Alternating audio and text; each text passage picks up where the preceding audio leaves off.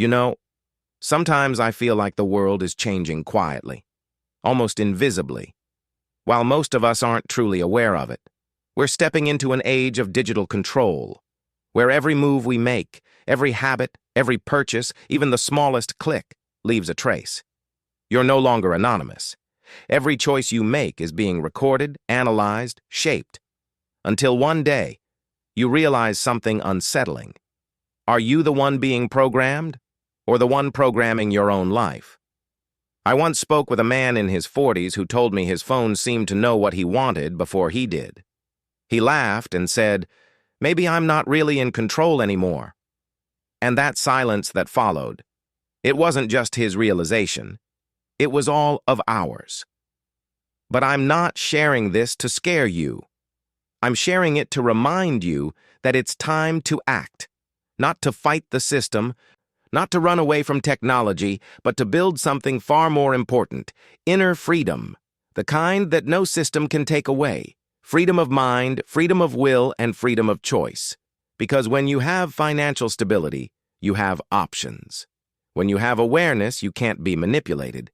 And when you have willpower, you stop living in fear. A philosophy mentor once told me, freedom isn't about living in a world without chains. It's about knowing where the chains are and still walking freely. That line has stayed with me. Because in this digital age, true freedom doesn't come from hiding from the system. It comes from becoming stronger than it. So let me leave you with one question today. Are you letting the world program you? Or are you programming your own life? You know, I used to think money was just a tool, a number on a screen, something practical but not too important. But after years of watching people, listening to their stories, seeing their choices, I realized something deeper. Money isn't about greed. It's a test of freedom. When you don't have money, your choices shrink. You stay in jobs you don't like. You keep quiet when you should speak up. You say yes when your heart screams no, simply because you can't afford to say otherwise. But when you do have money, not to show off but to stand tall, you earn back something sacred, the right to choose peace over pressure, to choose what aligns with your values instead of what pleases others. A colleague of mine here in Toronto once told me, "I don't need to be a billionaire. I just want to be rich enough so no one can force me to go against my conscience." That sentence stayed with me. It's more than financial advice. It's a philosophy. In philosophy, we call that existential freedom. The ability to live in alignment with your will, not with the world's expectations. In that sense, money isn't evil. It's a mirror. It shows how much control you truly have over your own life. And no, money doesn't buy happiness. But without it, it's hard to live honestly. You can't meditate with an empty stomach. You can't talk about peace while worrying about rent. So if today you're working hard, saving, learning, trying to build something better, don't let anyone make you feel guilty for that. You're not chasing wealth out of vanity. You're simply buying back your freedom. And in this world, that might be one of the most noble things a person can do. You know, after years of working with people, from entrepreneurs to teachers, from dreamers to those just trying to survive, I've learned one simple truth. Most people don't lack opportunity. They lack urgency. I once met a 35-year-old man, brilliant and full of ideas. Every year he'd tell me, "I'm going to start when the timing's right." 3 years passed, and he was still saying the same thing. The truth is that perfect moment never comes, because perfection is the most elegant form of procrastination. We keep telling ourselves we'll begin when we feel ready, when we have more time, more money, more confidence. But while we wait, others, maybe less talented, less experienced, simply act. And life rewards action, not hesitation. A friend of mine in Vancouver started a small business with just $2,000 and an old laptop. When I asked what pushed him to do it, he said, "I didn't wait until I was ready. I waited until I couldn't stand being average anymore." That line still gives me chills, because that's when real change begins. when the pain of staying the same becomes heavier than the fear of failing. Science even has a name for it: the psychological tipping point. It's that instant when discomfort finally outweighs fear. And when you hit that moment, you don't need motivation anymore. You just move, because standing still hurts too much. So I'll ask you this: have you felt that urgency in your own life yet? Because in this fast-changing world, waiting is no longer neutral. It's quietly choosing to fall behind. And sometimes, the bravest thing you can do is simply start. Sometimes people ask me, who's going to save us from all this chaos, from the system, from technology, from life itself? And my answer is always the same: no one. There's no government, no miracle, no perfect timing waiting around the corner. The only person who can save you is you. I once worked with a single father in his 40s. He'd lost everything: his business, his home, his confidence. He told me, "I spent 3 years waiting for someone to help me, but no one came." Then one day he said, enough. He learned new skills, took side jobs, read every book he could find, cut out every distraction. 3 years later, he was running a small company supporting his son through college. When I asked what changed, he smiled and said, "I stopped waiting for a miracle and became my own miracle." That moment taught me something profound. We can't control the world, but we can control how we respond to it. That's what philosophers call the responsibility of freedom. The truth that freedom and responsibility always come together. If you want freedom, you must first take ownership of your life. No more blame, no more excuses, no more waiting. Of course, it's not easy. There will be nights when you feel like the world is too heavy, when giving up seems easier than trying again. But remember this: every time you stand up after falling, you are training the most important muscle: your will. And that's something no system, no government, no circumstance can ever take away from you. So if today you're still waiting for someone to rescue you, stop. Look in the mirror and say, "No one is coming, but I'm still here, and I'm strong enough to begin again." Because the moment you say those words, you stop being a victim and start being free. An old mentor of mine in Quebec once told me, "The warriors of the modern world don't carry swords, they carry discipline." And he was right. Because today our greatest battles aren't fought against enemies outside. They're fought against our own laziness, our distractions, our endless craving for comfort. Every morning when you wake up, the war begins, not out there, but inside your own mind.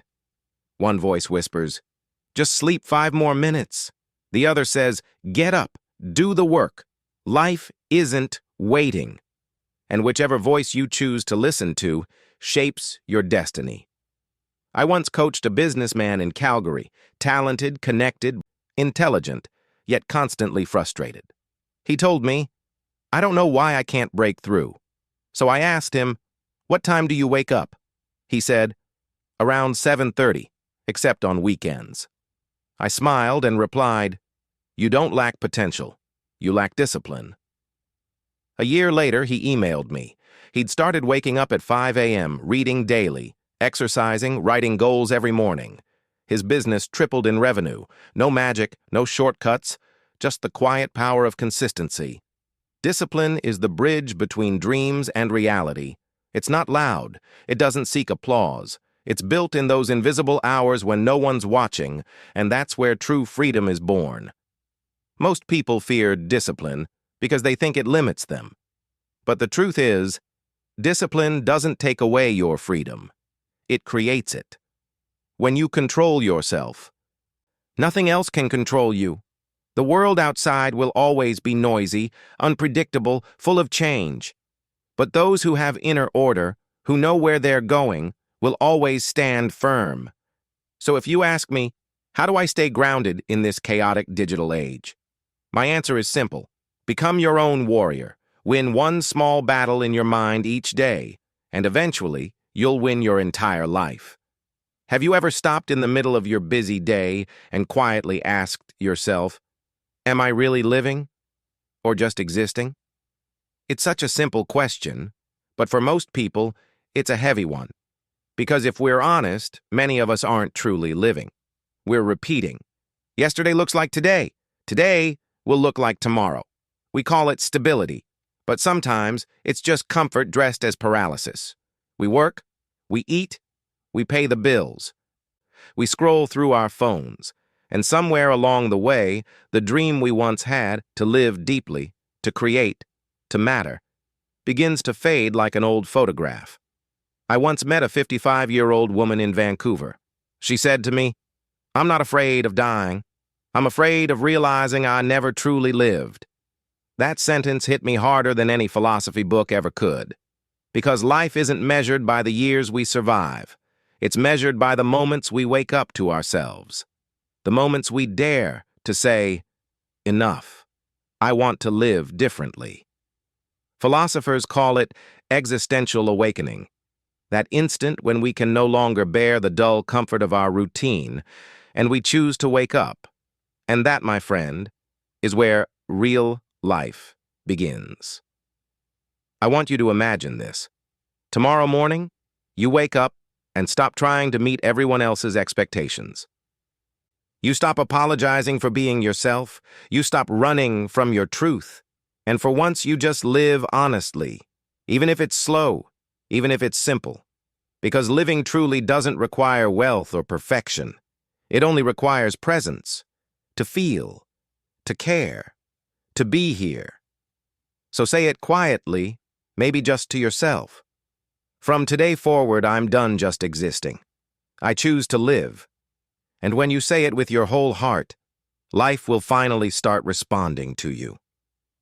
A few years ago, I met an old carpenter in Montreal. He wasn't rich, he wasn't famous. But the moment he walked into the room, everything went quiet. There was something about him, a quiet dignity that spoke louder than any title or degree. When I asked him the secret to his peace, he smiled and said, "I keep my promises, even when no one remembers I made them." That one line, to me, was the simplest and most powerful definition of honor. Honor isn't loud. It doesn't demand attention. It's how you act when no one's watching. And in today's world, where fame is fast, money is cheap, and words often mean nothing, honor is one of the few things that still keeps us human. I've seen people lose everything because they betrayed someone's trust. You can earn money again. You can rebuild your business. But once you lose your honor, you lose the ability to look yourself in the mirror, because honor is the only thing in life that can't be bought back. I remember teaching a group of young men once, and one of them asked me, if I could succeed faster by cutting corners or lying, should I do it? I told him, if you have to lie to succeed, you've already failed. Success without integrity is just an empty shell. It can't bring peace, only noise. But when you live by your values, even if it takes longer, even if no one notices, life has a way of rewarding you quietly with something far greater than applause, self-respect. People may forget your achievements, your car, your clothes, but they'll never forget how they felt around you, whether they could trust you, whether they felt safe with you. Honor isn't just a moral virtue. It's a spiritual inheritance. It's what you pass on to your children, not through words, but through example. And if there's one thing worth protecting with your whole life, it's this. When you live with honor, you never have to tell the world who you are. Your life will say it for you. Have you ever sat in silence and asked yourself, is my life truly moving forward? Or am I just spinning in circles? I ask this because so many people I've met, no matter how busy, successful, or stable they seem, carry a quiet emptiness in their eyes. They're doing everything right, and yet something feels wrong. They're working hard, achieving, surviving, but deep down, they've lost their why. A woman in her late 40s once told me after a talk in Toronto, "I have a job, a home, a husband, 2 kids, but every morning I wake up and feel no reason to get out of bed." Her words filled the entire room with silence. Because, if we're honest, many of us know exactly how that feels. We often mistake existing for living. But living isn't about breathing longer. It's about feeling what those breaths mean. You can work 8 hours a day, but if you feel connected to something bigger than yourself, if you feel purpose, then you're alive. But if every day feels like a copy of the one before, then no matter how much you accomplish, you're only surviving, not living. A close friend once said something that stayed with me. We don't die from exhaustion. We die slowly from meaninglessness. And he was right. Sometimes truly living doesn't mean doing more. It starts with pausing and asking yourself, what still makes my heart come alive? Maybe it's a dream you left behind years ago. Maybe it's a simple thing, painting again, helping someone, walking in nature without your phone. Or maybe it's just sitting quietly with a cup of coffee, feeling grateful that you're still here, still breathing, still learning. Don't let life become a checklist of things to do. Let it be a symphony of moments that matter, because in the end, we won't remember how long we lived. We'll only remember the moments when we truly did. Have you ever heard the saying, well, the world doesn't change because of prayers. It changes because people change themselves.